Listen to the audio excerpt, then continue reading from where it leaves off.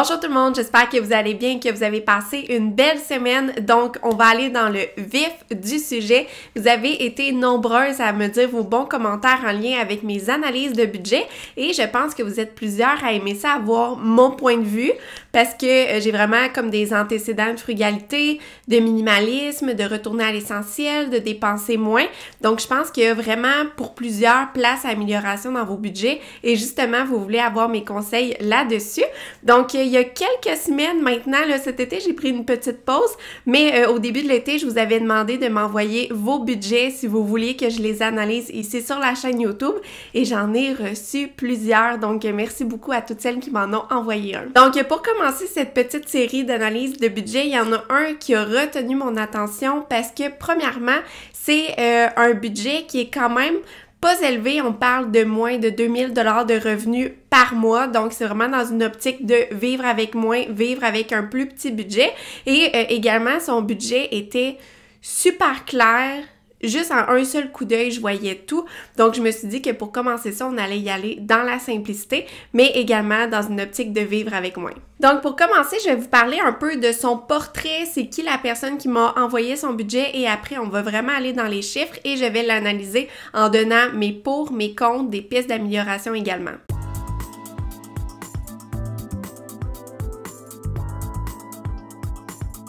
Donc, juste avant de commencer, si toi t'aimerais mettre de l'ordre dans tes finances personnelles et dans ta vie de manière générale pour faire du désencombrement, actuellement, mon atelier Simplifier sa vie, revoir ses finances personnelles et son quotidien pour trouver l'équilibre dans sa vie est à 25% de réduction pour la rentrée. Donc, tu as juste à utiliser le code rentrée25 et tous les liens et les informations vont être dans la description sous cette vidéo. Donc, cette personne-là, elle ne m'a pas donné son âge. Par contre, elle a un salaire de 17 $ de l'heure et elle travaille 31 heures par semaine. Donc, j'ai calculé que ça faisait 1687 $ net par mois pour l'entièreté de ses dépenses. Donc, j'ai calculé qu'elle allait avoir environ un 20% d'impôts et de déductions prélevées à la source. Donc, ça, c'est vraiment une estimation que j'ai faite. Donc, peut-être elle gagne 1600 net par mois ou 1750, là, mais ça va aller dans ces eaux-là. Donc, qu'est-ce que je trouvais intéressant aussi, c'est que la personne a partagé qu'elle vient récemment de changer son mode de vie pour travailler moins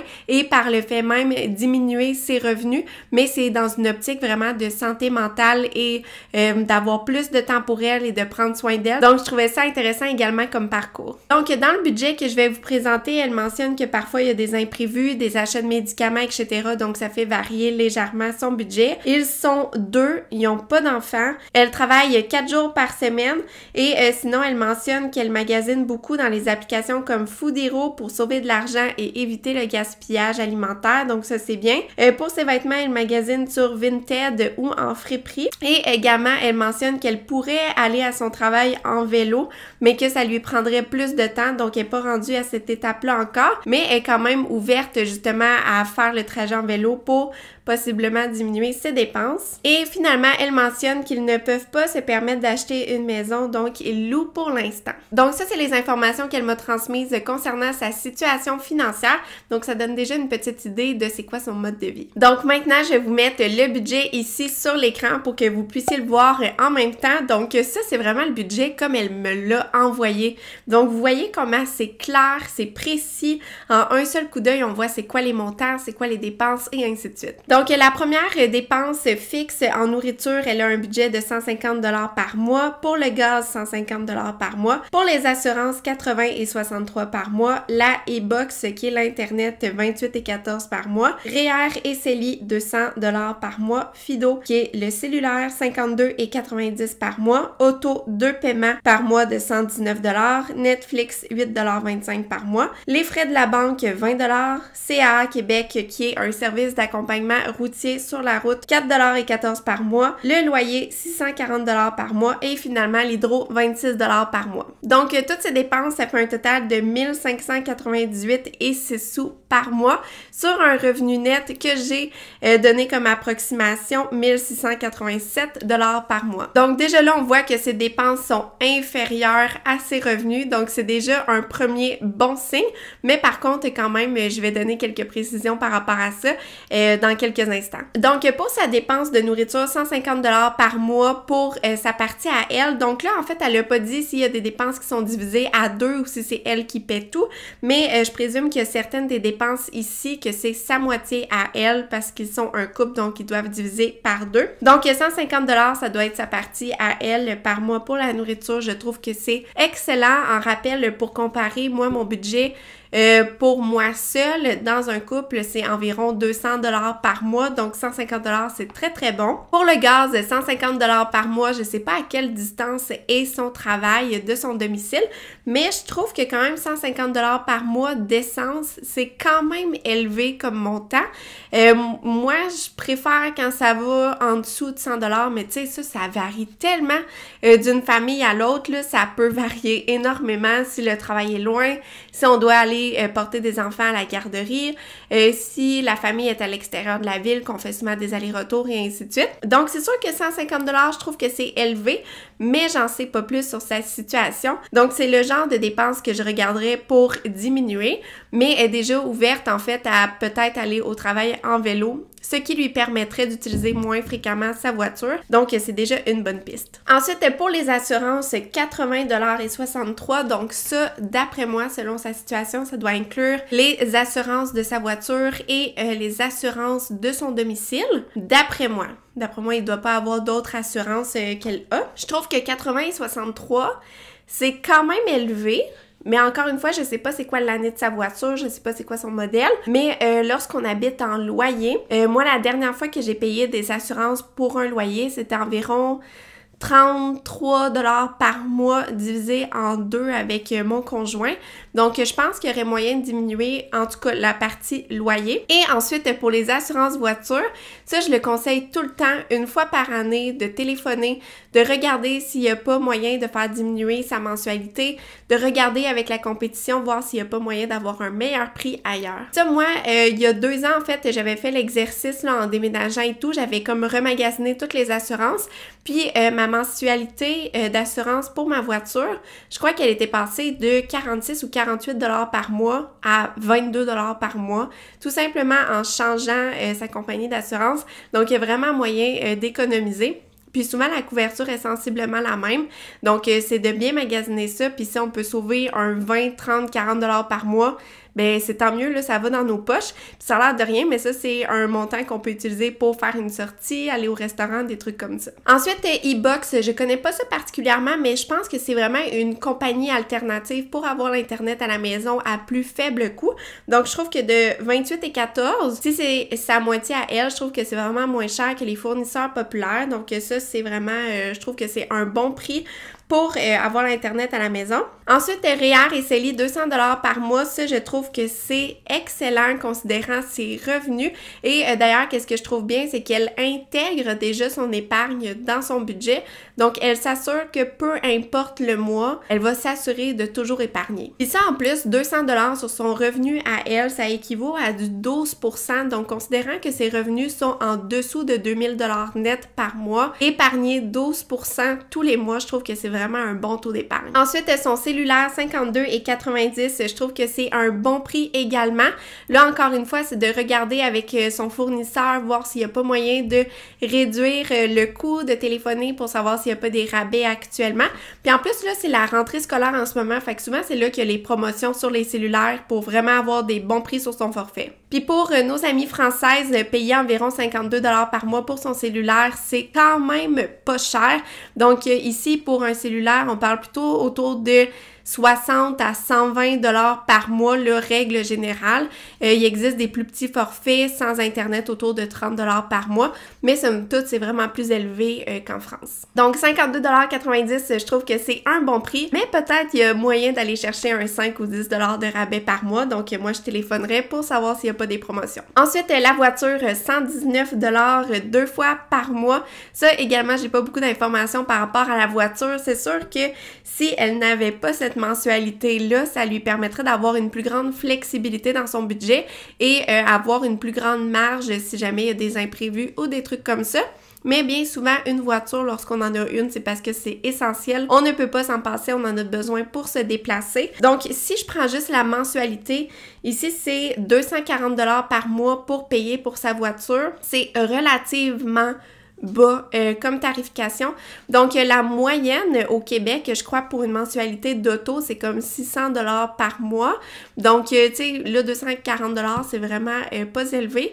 Puis même, dernièrement, j'ai magasiné les autos pour voir c'était quoi la réalité, c'était quoi actuellement les tarifs, ça ressemblait à quoi, en fait, acheter une voiture en ce moment. Et définitivement, j'ai vu aucune voiture qui était offerte à 240 $ par mois. Donc, sa mensualité est pas trop élevée. Par contre, considérant son budget, ça prend quand même une grande partie de son budget, donc ça serait de regarder en fait. Ensuite, 8,25 $ pour Netflix, j'ai rien à dire. Fort probablement qu'elle partage la mensualité avec son conjoint. Ensuite, un truc qui m'a accroché, c'est 20 $ par mois de frais bancaires. Moi, s'il y a un frais que je refuse de payer dans mon budget, c'est les frais bancaires. Donc, je m'arrange toujours pour obtenir un forfait gratuitement. Ça, encore une fois, on peut téléphoner. Puis, dépendamment de votre institution financière, moi, j'ai dû vraiment demander puis comme pousser la question pour essayer de trouver un forfait qui allait être gratuit pour moi parce que c'est pas le genre de forfait qu'ils proposent d'emblée. Donc, par exemple, moi, avec ma banque, si je garde un montant minimum dans mon compte en tout temps, mon forfait est gratuit. Mais si jamais ma somme de base descend en dessous de ce montant, eh bien là, je crois que mon forfait coûte environ 8 $ par mois. Ça aussi, souvent, ça va avec le nombre de transactions qu'on va faire par mois. Donc, à ce moment-là, si on est capable de contrôler nos dépenses, si on est responsable financièrement, prendre une carte de crédit qui est gratuite, par année, là, qu'il n'y a pas de frais annuels, ben ça nous permet de justement avoir plein de transactions sans payer. Donc, après, notre compte bancaire, on l'utilise vraiment juste comme pour les paiements essentiels qu'on n'a pas le choix de passer là-dessus. Et en plus, avoir la carte de crédit, eh bien, ça peut nous faire accumuler des points, mais ça a d'autres désavantages aussi. Donc, c'est juste une petite piste si jamais pour économiser sur les frais bancaires. Ensuite, CA Québec, 4,14 $ par mois, c'est vraiment pas cher pour le service que ça l'offre.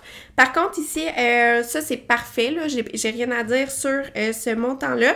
Par contre, quelque chose à s'informer, c'est de regarder si on n'a pas déjà le service d'assistance routière offert, soit avec notre carte de crédit, soit avec l'achat de notre auto, la location de notre auto, ou même parfois avec les assurances voitures également. Donc moi, par le passé, pendant des années, je payais pour le service de raccompagnement routier et je le savais pas, mais je l'avais déjà, je pense, avec mon assurance de voiture, étant donné que j'avais moins de 25 ans. Donc, j'ai payé comme 100 $ par année pendant 2 ans pour absolument rien parce que j'avais déjà comme le service inclus dans les montants que je payais déjà. Donc ça peut être intéressant de juste vérifier pour s'assurer qu'on ne paie pas en double pour quelque chose qu'on a déjà. Ensuite, le loyer, 640 $ par mois, ça, je juge que ça doit être sa partie divisée en deux. Donc on parle d'un appartement de 1280 $ par mois. Je sais pas elle habite dans quelle ville. Si on parle d'une ville comme Montréal, 1200 $ par mois pour un 3,5, c'est pas mal rendu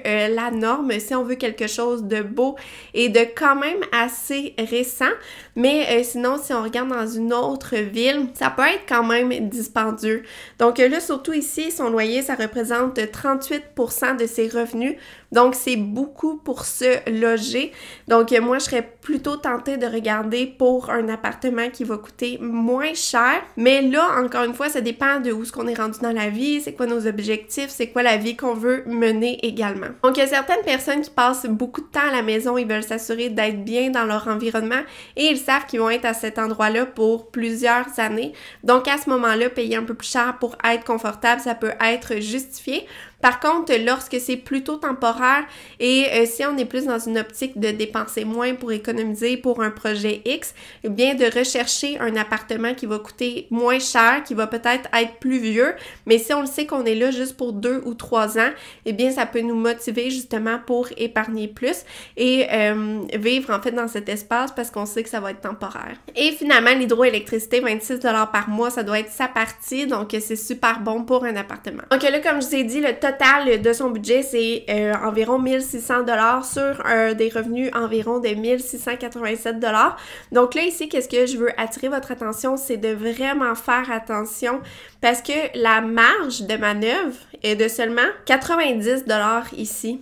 Donc, si jamais il y a des imprévus, si jamais il arrive quoi que ce soit, dans le monde d'aujourd'hui, on fait plus grand-chose avec 90 $. Donc, moi, en fait, qu'est-ce que je ferais? Puis là, j'arrive, en fait, dans les points négatifs principaux que j'ai à dire de ce budget, c'est que moi, si c'était ma situation financière, je regarderais vraiment pour augmenter mes revenus. Et augmenter les revenus, ça n'a pas besoin d'être compliqué. Donc, on peut tout simplement vendre le superflu qu'on a à la maison. Déjà là, on peut aller chercher un 100, 150, voire plus $, par mois. Sinon, également, ça dépend c'est quoi nos intérêts, nos passions, mais ça peut être faire de l'artisanat, vendre des créations, vendre des peintures, des trucs comme ça. Si on est dans le domaine du consulting, ça peut être d'offrir son temps, ça peut être de juste faire un 4 heures, 5 heures par semaine pour aller chercher un petit montant de plus. Donc, des façons d'augmenter ses revenus, là, il y en existe une tonne, même l'été, ça pourrait être de tondre le gazon des voisins, laver les fenêtres. Tu sais, les idées, là, elles sont nombreuses lorsqu'il est question d'augmenter ses revenus pour avoir un petit peu plus de flexibilité dans son budget. Et finalement, les points positifs de ce budget, c'est que, comme je vous ai dit au début, il est clair, il est précis, on voit tout en un seul coup d'œil. Si vous avez à faire votre budget ou même si vous devez le refaire, je recommande vraiment ce format. Donc moi, pendant longtemps, mon budget tenait sur une feuille, tout inclus. Revenus, dépenses, les dépenses fixes, les dépenses variables, mon épargne, tout tenait sur une page 8,5 par 11. Et pour moi, c'est vraiment ça la clé. Lorsque c'est simple, lorsque c'est clair, c'est beaucoup plus motivant, mais surtout, on sait où est-ce qu'on s'en va, on sait où est-ce qu'on est en ce moment et c'est vraiment un super bon outil qui nous mène au succès. Et sinon, un autre point positif avant de terminer, c'est qu'elle a un excellent taux d'épargne considérant ses revenus. Donc ça, c'est vraiment un gros thumbs up. Et également, juste le fait qu'elle vive en dessous de ses moyens, c'est vraiment sensationnel, considérant ses revenus d'environ 1687 $ par mois. Donc voilà, c'était mon analyse de ce premier budget d'abonnés. J'espère que vous avez aimé ça ou que vous avez appris des choses intéressantes pour peut-être modifier votre propre budget. Donc si vous avez aimé la vidéo, n'oubliez pas de cliquer j'aime, ça me donne un gros coup de main et ça permet à plus de monde justement de découvrir mes vidéos sur YouTube.